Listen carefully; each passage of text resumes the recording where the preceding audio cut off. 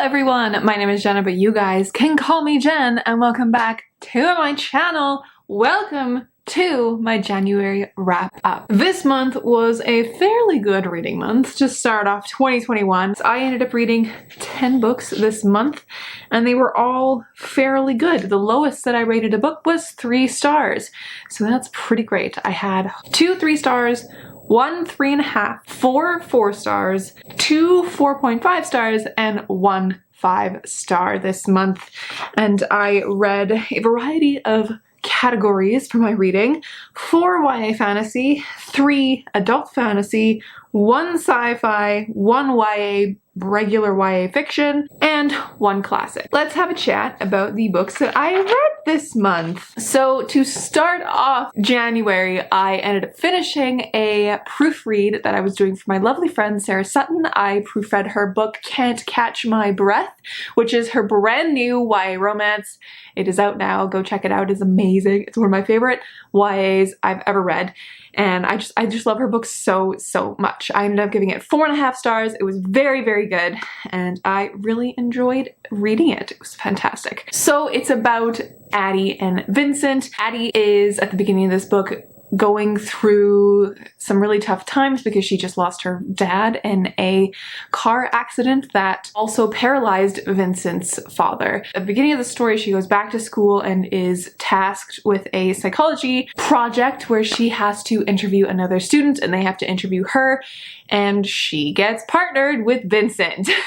So it goes off on this like kind of hate to lovers type of thing, but also dealing with like immense grief and trying to shut away these feelings when you're really not supposed to, and it's learning to come to terms with stuff. It is beautifully done, and I absolutely loved it, so definitely go check that one out. The next book that I read in the month of January was a reread, and I read this one specifically because my friend picked it for our book club, and she had like run it by us before. She's like, have any of you read this? I was like, yeah, I have, but I don't mind rereading it because then it'll get me into the second book and the third book of the series, which it has not yet, but it will. I'm determined to keep going with this series this year, and that is The Thief by Megan Wallen Turner. The first time that I read this book, I think I gave it 4 stars, and this time I gave it 3 stars. It didn't get any better. I don't know why I rated it 4 stars the first time. It has always been a 3-star in my head. As we know, my rating system was very strange previously, so this year I've taken upon myself to make my rating system better and put it through the compile system that G from Book Roast has created. This one is a 3-star and it was okay. I am intrigued to see where this kind of a series goes. I just didn't think it had anything special in it, and I think the writing was kind of subpar. I mean, subpar in the way that like when I was reading it, I was editing it as I was going, and when I read books like that, I just get really irritated. I've heard that it only gets better from here. I am intrigued to keep going with this series when I do. This is about Jen, G-E-N, Eugenides, I guess is another way to say it, who is a thief. And at the beginning of this, he gets tasked with going on this mission to steal something that is something from myth, basically. And it's that quest to steal that, and then what happens afterwards, because I think he ends up stealing it like halfway through the book or something. Yeah, they get where they're going like halfway through the book, and then it's like everything else afterwards. So, but it's okay. It was entertaining. And weirdly enough, it actually sounds like the plot of a book that I read later this month that I enjoyed a lot more, but we'll talk about that one when I get there. But the next book that I ended up reading this month was Emma by Jane Austen. This was another reread for me. I started this in December and I finished it this January, and I enjoyed myself so much in this reread, you guys. It's in such close running with Pride and Prejudice, you guys. It's crazy. I ended up reading this specifically because Desi from Darling Desi here on YouTube, or the Globe Goers on Instagram, she is hosting a Jane Austen read along, and this was the 3rd book. I was needing to reread this one for my Jane Austen ranking, which I have now officially kind of decided on, which is amazing. But yes, this is such a close 2nd place to Pride and Prejudice now. Oh my gosh, Pride and Prejudice and Emma are my all-time favorite Jane Austens. Revisiting this was like revisiting home. And it's now reached the level that Pride and Prejudice has with that, so I'm very happy. It was just incredible. I loved it so much, and now I need to go rewatch the movie because it was so great. The next book that I read, I kind of want to have a discussion with you guys about because I'm conflicted. I went onto Goodreads to really look at the reviews of this when something happened in this book, but none of them mention this. So I don't know if I'm seeing it as problematic when it's not, but I think it's problematic, which is so unfortunate. But okay, so the book is The Boundless by Kenneth Opel, which is a Canadian, very Canadiana book. Like, this is literally about a train ride from Winnipeg to BC, and it is just like a fantastic time throughout. It is a mystery chase through the Boundless train. We start with Will and his father just about to get on board of the Boundless for its like maiden journey. On this maiden journey, Will is dealing with his own personal issues and like what he wants to do with his life. His father leaves him on his own because he's going up to like stay with the engineers at the very, very front of the train, which Will doesn't have access to. So Will's on his own on this train, and he meets this girl who he met 4 years before who stole something of his, and he sees her, she's part of a circus. So once when they like stop off, it's such a weird, like, I'm doing a terrible job of explaining this plot, but he ends up being in the middle of a murder plot, and people chase him all the way from the end of the train where he tries to get on the train after almost missing it when it leaves without him after witnessing this murder. And so he goes from the very end of the train, which this train is like 5 kilometers long or something crazy like that. So he goes from the end of the train, he makes his way up through the working class, third class, second class, first class kind of thing. He goes all the way up, and he joins the circus to get there. But what the problematic part is that when he joins the circus, as his disguise, they make him into an Indian man. Not like a Aboriginal man, an Indian man from like India. And they paint his face brown and make him learn a little bit of a language just so he can say one phrase and not have to talk to anybody, so he can like keep up this disguise. So I'm concerned about that part specifically. This was published in 2014, so like the whole issue of blackface was well established and nobody mentions it in their Goodreads reviews. So I don't know. Have any of you read this and had the same thoughts as me? Because I would love to know. But other than that small part, I ended up giving this 4 stars because it was very entertaining and just kept you on the edge of your seat. And it was really cool to traverse all through Canada. And it has a little bit of a magical aspect because you have Sasquatches in this who are like real beings. And there's a moment where there's like a bog witch, and it's fun. It's really fun. It's just that one moment that kind of turns me off a little bit of this book. But I just wanted to mention that because I was confused when I read it that it would be something included in a book published in 2014. The next book that I read in January, actually the next 2 books that I read, where is it? Here it is. Were for a video that is already up on my channel, and they are The Invisible Library by Genevieve Cogman and Spinning Silver by Naomi Novik. These were both for my reading books like the Starless Sea video, which if you have not seen yet, go watch it. You'll hear more about these books in that video, but I ended up giving both of these 4 stars. They were both pretty good, quite entertaining for both different reasons. This one is absolutely crazy, and then this one is like a wintry fairy tale. So both of them very, very good, and you can go watch that video to learn more about them. The next book that I read was The Bone Season by Samantha Shannon. This has been on my shelves for a very, very long time, and I read Priory of the Orange Tree in 2019, absolutely loved it. I don't know why it took me this long to start this series. This was so entertaining. It was so good, gripping, and pretty fast paced. There was a little bit of pacing issues in the middle. I will say there were moments where I was just kind of a little bit bored, but I do remember this is like her first book that she wrote or something. So if the prowess that is Priory is any indication of how good her writing becomes after she wrote this, I'm in awe because this was really entertaining. And I know she just released her 4th book in this series, so I'm jumping on this bandwagon and I am very excited to keep going with it.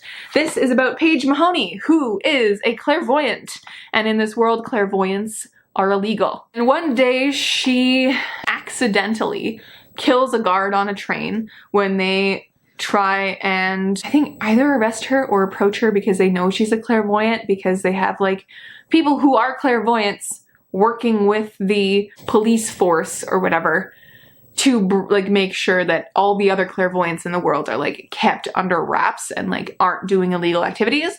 So she accidentally kills him. And then after that, she gets caught and taken to this, which she originally thinks is going to be the tower, which is like this prison place or whatever, but she ends up getting taken to this like almost a citadel where it is entirely made up of clairvoyants ruled by these, I want to say, like angel god beings who aren't of this world. Basically, they're jail wardens and keep them there and train them up to become fighters to keep back these beasts. And that is the start of this. It is a dystopian book that I actually really love. So I'm excited to keep going with the series when I do get my hands on the next ones, because I have a feeling it's going to be great. And a lot of people who love that series absolutely love it with all their hearts. So there is that. I picked this next one up simply because I got it in the mail, as it was one of my orders from 2020, the end of 2020, one of the last books that I bought. And my audiobook from the library came in at like the same time. So I decided to pick this up and have a listen and a read at the same time. And I really enjoyed it. And that is The City We Became by N.K. Jemisin. This was so weird and I loved it. I had no idea what was going on for like the majority of this book, but I loved it. And that's so unlike me. If I don't understand what's happening, usually I'm very confused and angry. But this one was just so out of this world that I was like, cool, I'm on this train and we're gonna find out, I guess, what's going on. So it is basically about all these embodiments of the city of New York. So it starts off at the beginning with New York City being born. There's this whole lore about cities being people in this book. Cities are these things that have burst through all of these layers and reach a point where they can become entities. They become alive and born. New York City is at the cusp of this at the beginning of this book and becomes alive. But the weird thing about New York City is that it's not just one person. So we have New York City at the very beginning, New York. He's there and he fights off this enemy who has come to destroy New York. New York falls into a coma after fighting this being and disappears, basically. There's another city who's visiting New York, trying to help them become a city. Such a weird way to describe this book, but like, bear with me. He, Sao Paulo, is there to help him out, and Sao Paulo can't even find him. So Sao Paulo kind of goes off on this like little bit of a journey to find the 5 boroughs.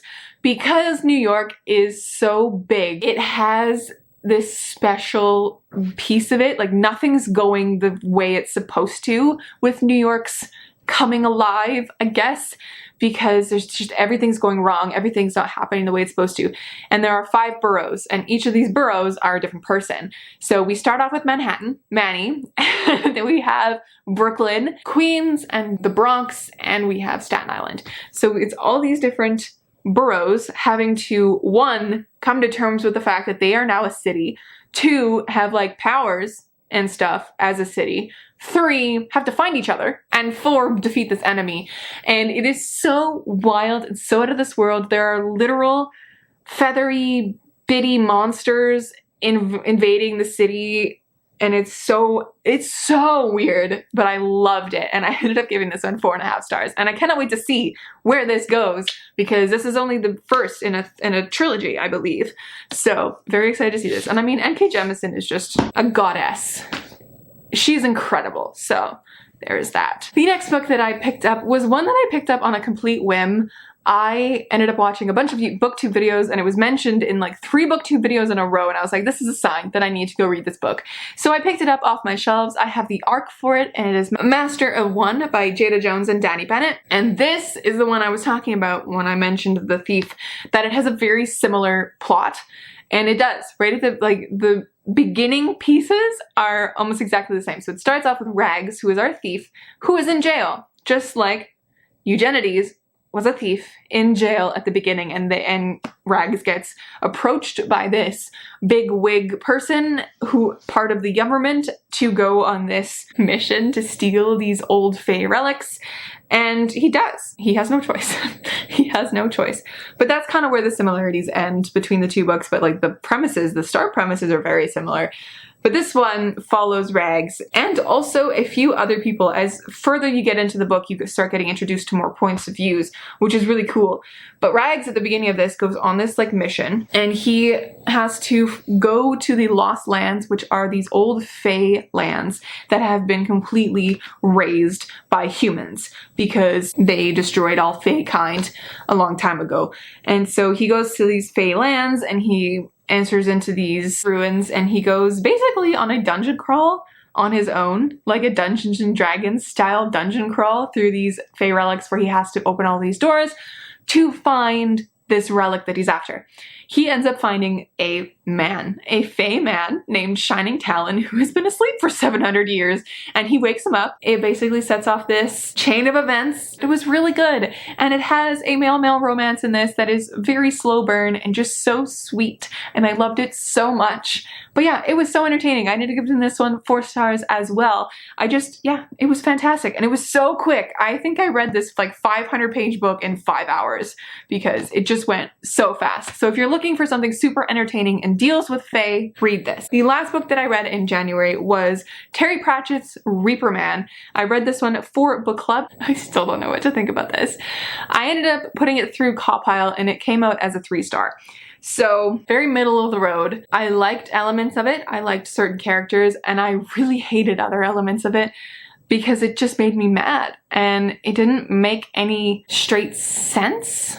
So this is the first Terry Pratchett only book that I've read.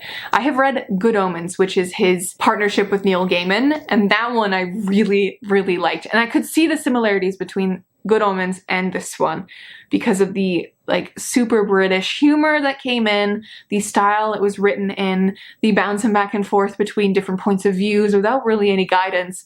But this world is so weird. So it's part of the Discworld books, and if you know anything about the Discworld, it is huge. And a lot of times you don't need to read the books in order. This one can stand very easily on its own. It is part of a narrative arc. It is part of the death arc, but it doesn't continue a story that was like started in another book. You know, it wasn't like the second in a trilogy.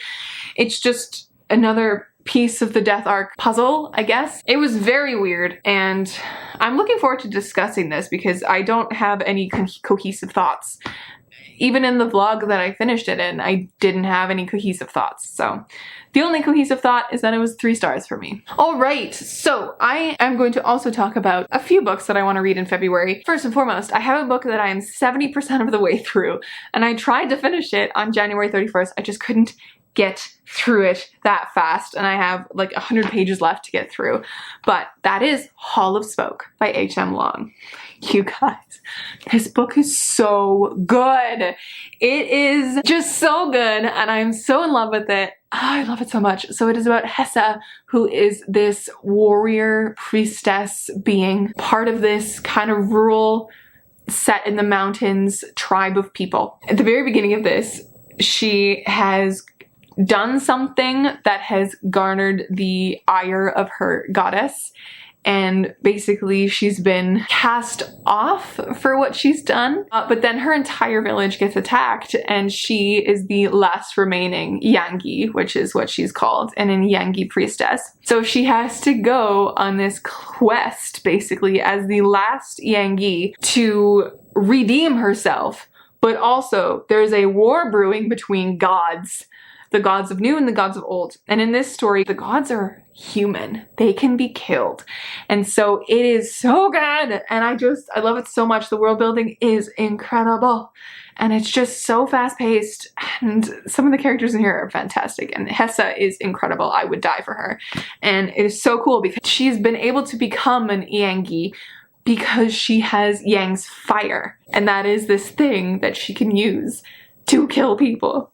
And she can like scream or sing or like whatever. She can use that fire and it comes up through her throat and like out of her mouth. Not actual fire, but it's called Yang's fire because it burns in your chest to kill people. Like she can literally turn a man's bones to ash, which is so cool. But even though this is like such an epic thing, there's like, it's set out really early in this book that this kind of a power only works well in groups.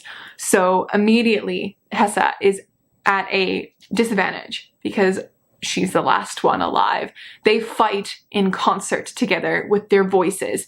So because this power works in bursts and it is incredibly exhausting.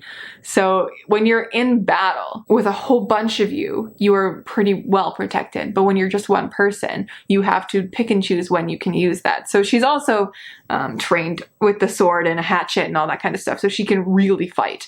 It is so cool and I cannot wait to finish this. So this will probably be one of the first books that I finish in February because I only have this much left to go. And it is fabulous. All of you should check it out. It is a fantasy standalone.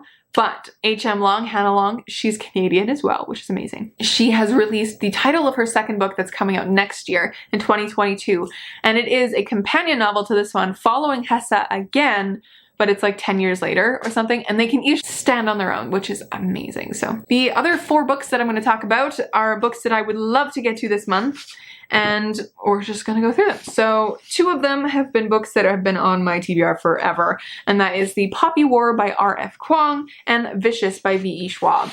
These 2 books were also part of my like 5-star prediction video, so I would really like to revisit that video and tell you if the books that I predicted were 5 stars were gonna be 5 stars. I just have to finish reading these 2. Hopefully I can get to these 2 this month. And I also have a book club pick for my friends that I've picked that is Pet by Eweke Emezi. I don't know if I pronounced that right, but I am so excited about this because my friend mentioned it. She read it for a university class and she absolutely loved it. So she doesn't mind rereading it for a book club, I asked. And I'm very excited to get to this because I've also heard the audiobook is really good. And it's little, so I'm very excited about this one. And then for classic this month, I've picked The Blue Castle by L.M. Montgomery. My friend thinks that I'm going to absolutely love it, so very excited to read this in February. I also have plans right now, currently, that I am reading through an entire secret TBR video where I read just all sorts of one similar genre type of book for like 2 weeks. So watch out on my channel for that. That is all, my friends. We have come to the end of my January wrap up and I read a fair amount of good books this month. Let me know down below if you have read any of these books and if you've liked them or not, what your favorite book that you read this January was. Make sure to like this video if you did, because it lets me know that you like this kind of content and it makes me happy. So might as well hit that like button.